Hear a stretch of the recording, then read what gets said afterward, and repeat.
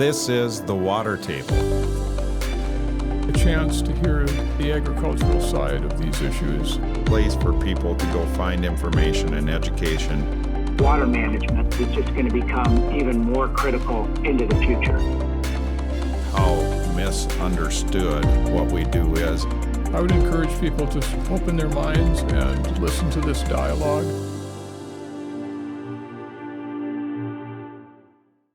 Well, welcome back to the Water Table podcast. Today I have a guest on the Water Table that has been here before, and many of our listeners will know the name, if not the face, but Charlie Schafer, Agri Drain Corp, ESE.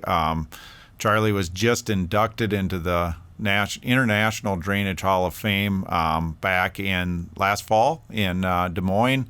Quite an honor for him, an honor for me to watch a good friend that has put his adult life and his career into this industry, into water management. He's as passionate as anybody you'll ever find about managing water on the farm.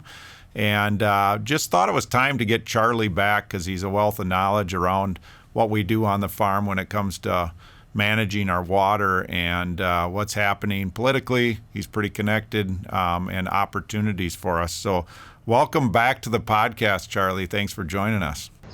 Thanks, Jamie. It's a pleasure to be here. It's always fun to get a chance to catch up with you. Yeah, it's fun to catch up. I think I probably said this on the podcast the last time we talked. It's kind of a shame that we have a good relationship. We're fond of what each other's up to, and yet we have to catch up on a stinking podcast. So sorry about that, but we'll just catch up personally here at the same time as we're talking about what's going on, because both of our lives are really intertwined with what we do anyway. So let's talk about what's going on and what you're up to these days, and what you see happening that are opportunities for our industry. So maybe start a little bit by just telling us about this International Drainage Hall of Fame award that you received. And, I happened to be able to be there in the audience. It was quite an honor, and I thought they did a really nice job of honoring you and the life that you've spent. I've said to many people over the years,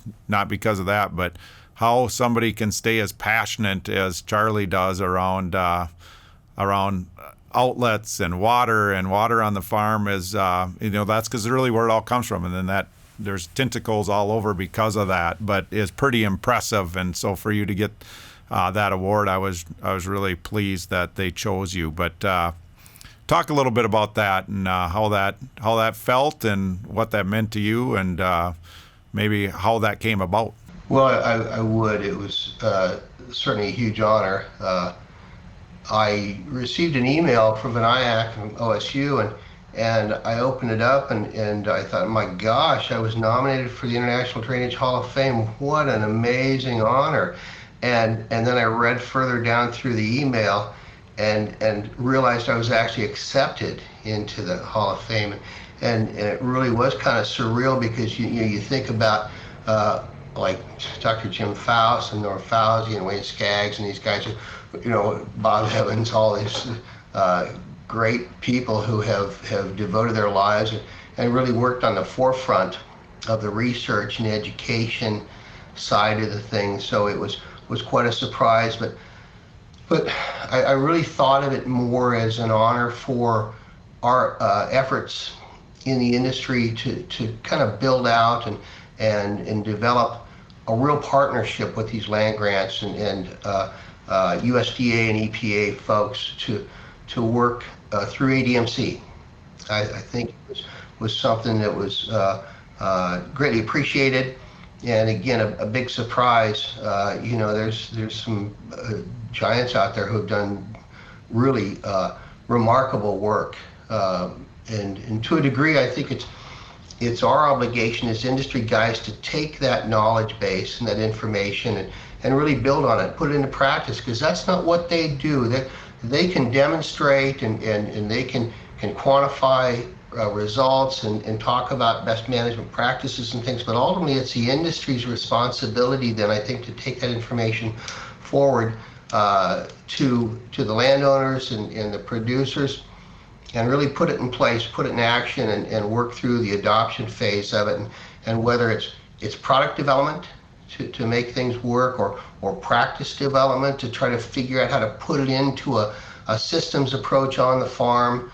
I think that for me, it was really kind of also a call to action. What's next? How do we really move this forward? We've been talking about going from traditional, simple 24/7 gravity flow, which is a wonderful thing, but we've been hammered on that for 150 years in this country, and it's done great things. It's built a tremendous amount of wealth, and it's fed a lot of people.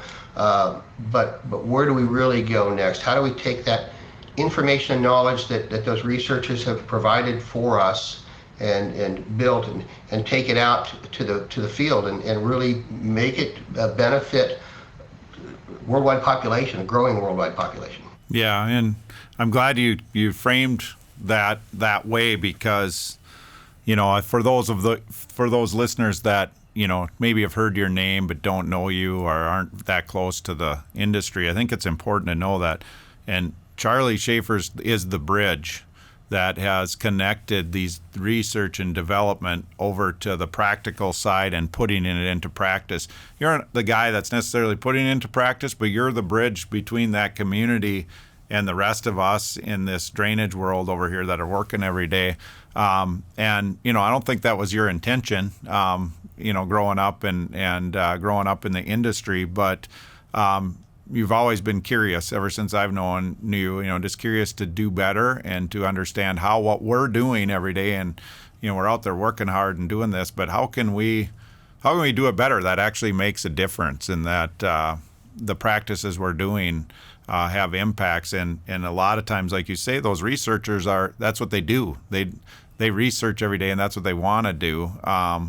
And so they have a lot of great research that has results, but how do we put that into full-scale practice? And just wanted our listeners to know that I think that's how I see it, is there's others, but you've been a catalyst to be one of the bridges from that group of people over to the side of putting it into practice. So thank you for that, because that's got a big impact, positive impact on our industry.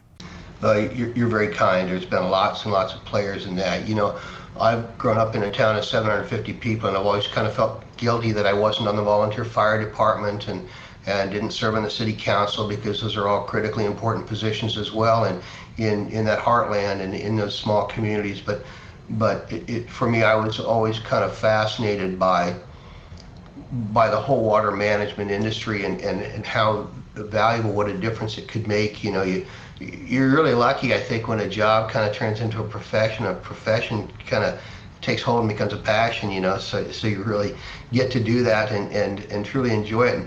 And a lot of stuff that you do and a lot of us do, it's not necessarily for financial returns, it's because we think it's the right thing to do. But that's very nice of you to say that. But all the gang at ADMC and everybody who supports that, and the state and national LICA folks and contractors and everybody's played a big role. But always had a good team back at Agri Drain too, who could manage those day-to-day issues and take care of our customers and our employees, and it allowed me to get out and do some of those things as well. So no, it's been a lot of fun. It's great. My gosh, who gets to do this? I got the greatest job in America.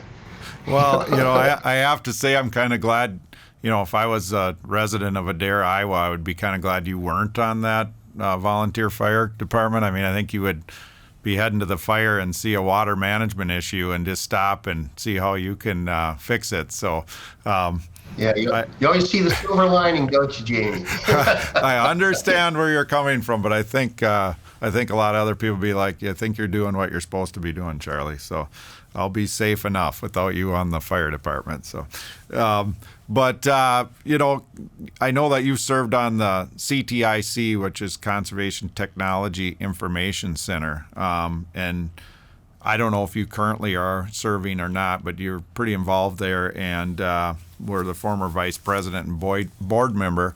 Tell us a little bit about the activity, what you did there, and what, if you know, kind of what's happening there now. Yeah, CTIC is a neat group, and they really were an offshoot of the National Association of Conservation Districts, because NACD and all their local saltwater conservation districts wanted a connection to industry, and they were of course on the farm, boots on the ground guys, and so they formed CTIC, and that was in an effort to help bring technology and new opportunities to the farming community through associations with the big manufacturers, and it really worked well, and so they've been involved. And ADMC still involved with CTIC. We've got an EPA grant right now where we're finishing up some education and outreach with drainage water management, and that's cool. So as a board member of CTIC, we always shared a member with NACD on their exec board, and I was fortunate enough to be loaned to NACD as well for maybe close to 2 years, and to see the inner workings of that group, and they're an extremely dedicated, hard-working bunch of locally elected officials. So like 17,000 NACD people, if you include all the state and county folks there. There's an office in about every FSA and NRCS office, and they really do great work, and are becoming, I think, more and more important players as they get into this climate smart agriculture and take on some of these big grants and work through RCPPs and that kind of stuff, the different types of programs that are available through state and federal funding. So it was cool to get a chance to see that. And sometimes we think about the whole conservation delivery system, and it's a patchwork of acronyms, and it's, you try to figure out exactly how all the programs pair up and connect each other, and how the different agencies and organizations can play together or not. And so when you get to be on a board and you get to listen to the discussion that helps these guys really put together their long-term plans of how they're going to become more effective and efficient in their approach, it really helps, and it helps me think through how best can we work in the local markets and state and national stuff, and try to bring those all together, put those pieces of the puzzle together. So that's been fun to be involved with those guys, as well as other conservation organizations. Everybody's hardworking, and they've got the best intentions at heart. So, kind of regressing a little bit back into earlier in your career, but as you were working hard, you started as a drainage contractor, and then started Agri Drain Corp as more of a manufacturer of things that drainage contractors need, and a distributor, and grew that business. But as you were doing that, at some point you kind of realized that you had an opportunity to be, in my words now, but be that bridge back to research, and or that was probably where you really started getting involved in more of the national side, was probably late 90s, early 2000s. I was involved a little bit with you at some of that time, but how did you navigate that to really you get exposed to areas where you could help, and where some of the things you knew could be important to others, and you've been involved in a lot of areas, right? Whether it's CTIC or other, the ADMC probably got you into some of those worlds. But how did you kind of navigate that and to where you could feel like you had you were making a difference? Because it's a big world out there politically, right? It is, and policymakers and regulators can have a big impact on ultimately which direction an industry moves, or what innovation takes hold, and sometimes, unfortunately, it's by demand. They put policies in place, and you don't have a choice. It's not voluntary anymore. And fortunately enough for us, a lot of our agriculture and our conservation especially is still a voluntary based program, and people aren't required to do it. Now if you're in a farm program, there are some things you can't do, but typically there's not things you're required to do. You can't drain wetlands and things like that. We all understand those regulations, and we're careful to abide by those for good reason. But we, I guess, had the benefit of getting to watch the evolution of this whole thing, and back 35 or more years ago, you remember ADS and Hancor started looking at sub-irrigation, and Agri Drain or ADS had their irridrain system, and Hancor had their sub-irrigation and drainage system, and both pretty similar, different tools they use to manage water. And we got involved with ADS at the time and started building our first water level control structures that were float operated with a plate on a flap in a T that would raise and lower. It couldn't be automated. You couldn't change it, the water level except manually. And at that point, it was strictly based on economics.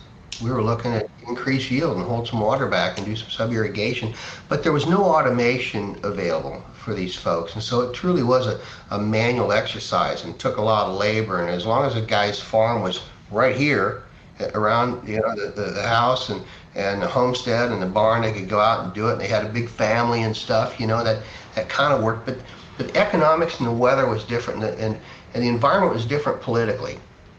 And so we had land that you could literally buy pretty good land for $1,250 an acre back then, amazingly enough, and your drainage system could cost that much. And our weather patterns were pretty consistent. We'd pretty much get the rain in those arid regions, and so the downside risk of too wet, too dry wasn't as prevalent as it is today, and the economics were different, and so we put some of these manual systems in place. I should say the industry, but we didn't really do the follow through, didn't do automation, didn't make it easy, didn't quantify the return on investment. And guys said, you know what, I'm just going to buy more land. And that was the best choice for them at the time. That was the right thing to do. But now we see the economics have changed. Certainly we've gone to $12,500, $15,000 land, and a big subsurface drainage system still costs about $1,250 or $1,500, and then throw some irrigation on top of it. It's not that much more, especially when you take into account state and federal funding. And another thing has changed, because we used to drink out of tile lines. We never thought trace or phosphorus in that drainage water. It was 55 degrees. It tasted great. You probably did the same thing. We go to the job site, best water on the job. And so then the water quality issues came to play. And they said, hey, we've got a problem. We've got hypoxia in the Gulf of Mexico. And so the task force, the Ag Drainage Management Systems Task Force was formed. And we looked at it and said, we as an industry should be responsive to this concern. And we should step up to the plate and try to do something about it to defend our industry, so we're not brought under regulations and going to mandatory controls. And so we looked at it that way. And then with the economics changing, the political environment changing, we worked through that, and ADMC began to train some contractors. And so it was a normal evolution that you'd expect to see happen over that period of time. It's amazing to me that I believe it's just now really almost in its infancy, where it's ready to take off. More and more people are going, hey, this is crazy to let this water go and lose my high price nutrients, and commodity prices are high and land prices are high. Let's invest in our drainage system and do a better job there. So I think it was a natural evolution, but it was fun to watch it go, and I'm anxious to see what the next 5 to 10 years really, what direction we move in. I think I know. Do you want to share that or not? Well, yeah. I mean, everything is automated. Yep. Everything Yep. is based on return on investment, and as we're working to, we spend a lot of time quantifying water quality effects from drainage water management and managing these systems. We didn't initially spend as much time driving home that yield point. I think we've got data now that can do that.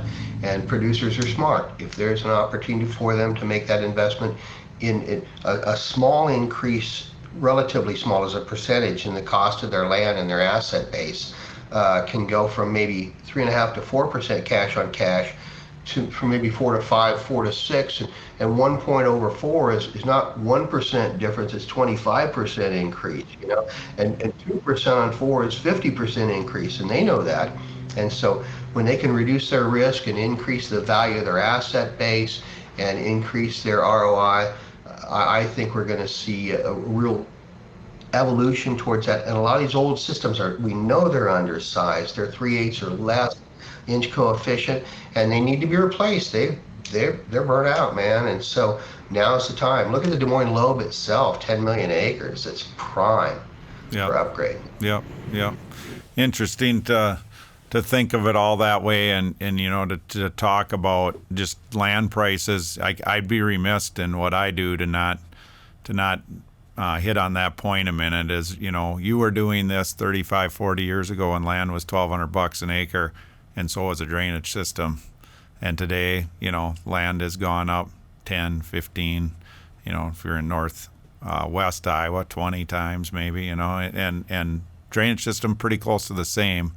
So it's actually cheaper when you think of how everything else that's relevant and inflation and everything. So you can't afford not to do it now. Where it was, I mean, I know those stories. I kind of started my career kind of on the back end of all that, but where the hardest part of selling drainage at the beginning of my career was, in a lot of areas, was, well, why wouldn't I just buy more land? You know, why would I spend this money? And I'm glad you said that. At that time, with how it's played out, that was the right decision, right? It was definitely the right decision. But as we go now, I'm also curious just around water and being able to retain water on your land, and what is that worth? What is the value? You're quantifying that value in yield, which is one way to quantify it. But, you know, there's other potential applications and potential areas where we can compound and store water and, you know, reuse it or sell it, or there will be lots of opportunities with that. And, you know, I don't know that your time frame that you just mentioned of 5 or 10 years, maybe we aren't there with that yet, but, you know, if we look out another 30 years like we were talking about with $1,200 land, we maybe are, and it'll just be very interesting to see how that plays out. I think we are. I think that people now in certain areas are looking at the value of water and the capture and reuse, or the capture, storage, and strategic release prior to a rainfall event.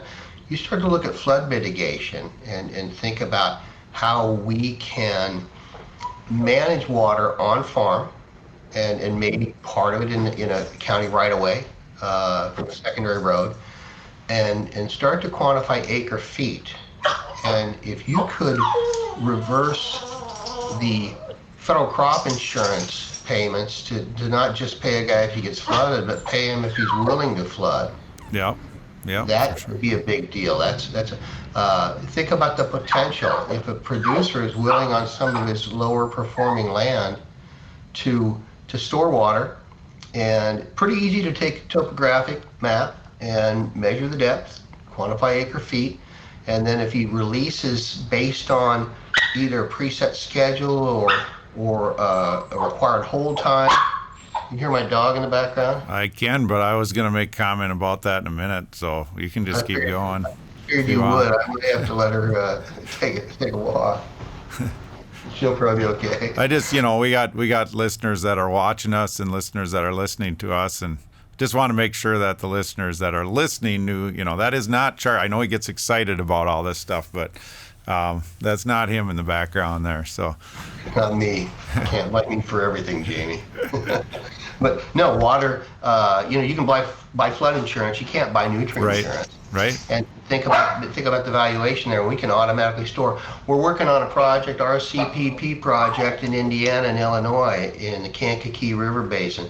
And these guys are being real thoughtful about how they're approaching this thing, and they said, we'd like to build 2-stage wetlands like we build 2-stage ditches. But think about 2-stage wetlands. So we built some balance in here. Sometimes we look at the biological function and say, man, we can't let the water level go up or down too far because the sides are sloped so gradually that, you know, 3 inches of additional pool height is going to go out and double the size of the pool. Well, you know, some wetlands, depending on the jurisdiction or the funding stream, can have 30% as deep as they want. So if we can actually build 2-stage wetlands, let them bounce up a little bit, store some flood water, maybe strategically release some of that, or maybe slow flow some of that out through a bioreactor on a batch type, that's pretty cool stuff. So it just requires thinking a little bit outside the box from the norm here. We can store water in those man-made drainage ditches. Why couldn't we? Why wouldn't we?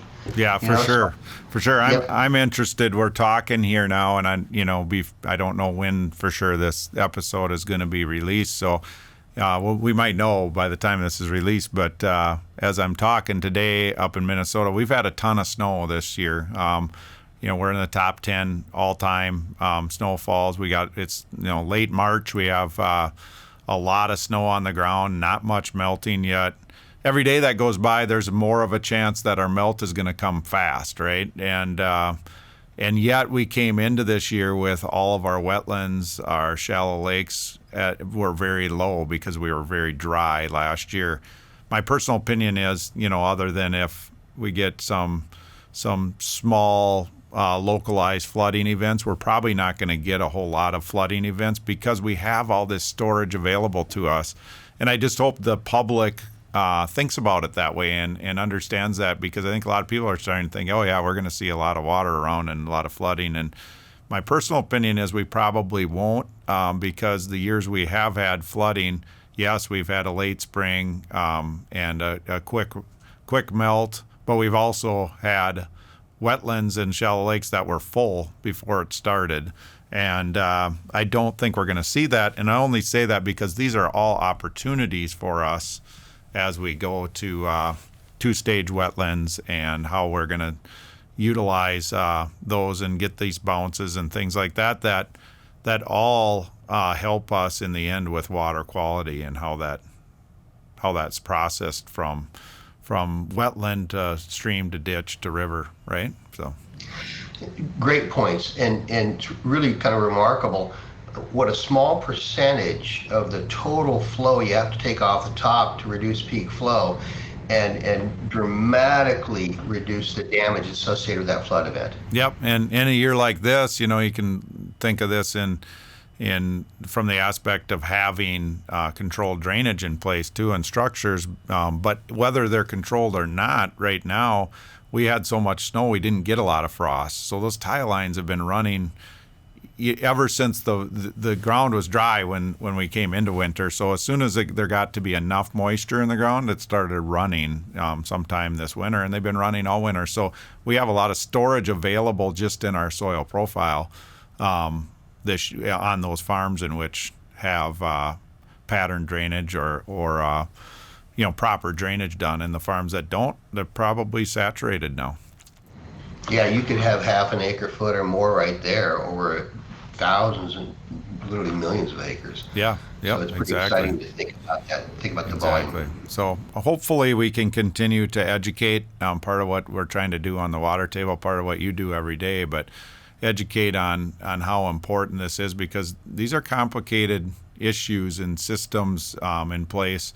You see places like north central, north east South Dakota that don't have a lot of infrastructure in their subsurface drainage in place, and when they get these big rains, they have township roads washing out, they've got county roads washing out, and the economic impact that places on a township or a county is just staggering in these less populated counties, and it all could be taken care of just by this proper subsurface drainage, which also creates higher yields. It also creates higher tax dollars, which benefits everybody living in really living in the world, because we're growing more food, but for sure in rural America. So yeah, we agree. We know that a tremendous amount of resources have been funneled towards the climate issues, and so far from what I can tell, and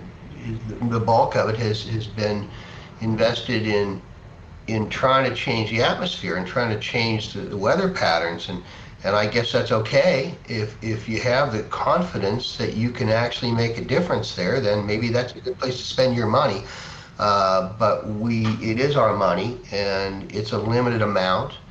And just because we do something in the United States doesn't necessarily mean the rest of the world's going to do it. And an atmospheric play is a worldwide play.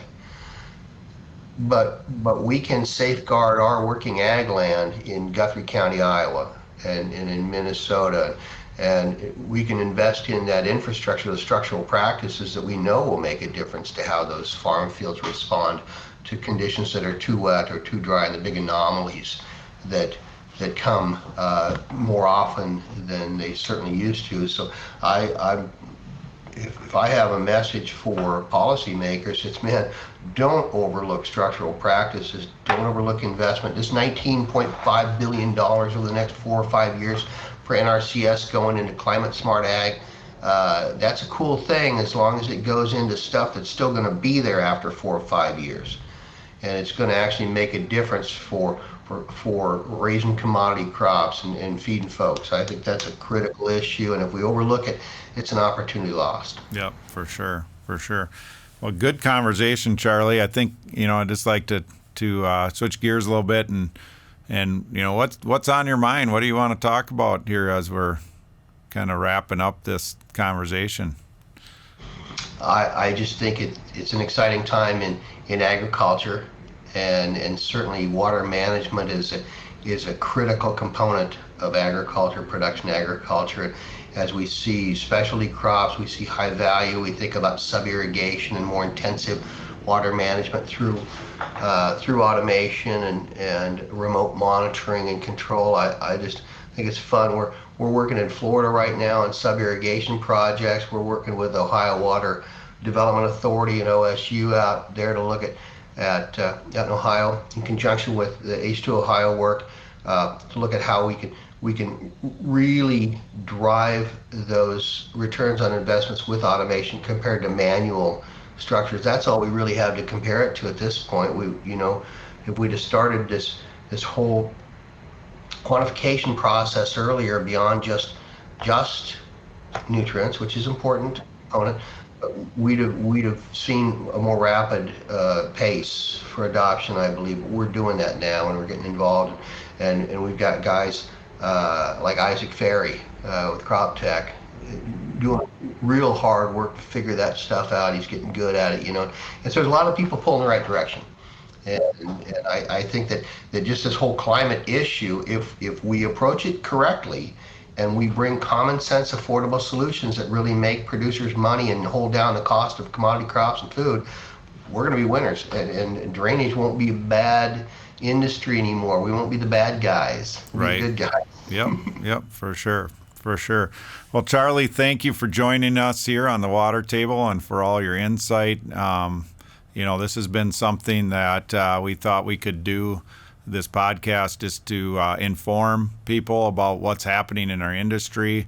It's kind of gotten some legs, and we seem to be doing well from the standpoint of having viewers and people continuing to ask us to be involved. And as I talk to you, I realize again that this second time on here, but you're a wealth of knowledge and would like to continue to pick your brain every now and then and have a conversation about the positive things our industry is doing out on the field and in the landscape. So thanks for joining us. Hopefully we can get you back again sometime. Well, congratulations and thanks to you and your team for bringing this message forward and really sharing vital information. I think what you're doing here is critically important, and I think you're doing a bang-up job of it. Thank you, Charlie. Have a great day. Pleasure. Take care. See you later. Thanks for joining us today on the Water Table. You can find us at watertable.ag. Find us on Facebook. You can find us on Twitter. And you can also find the podcast on any of your favorite podcast platforms.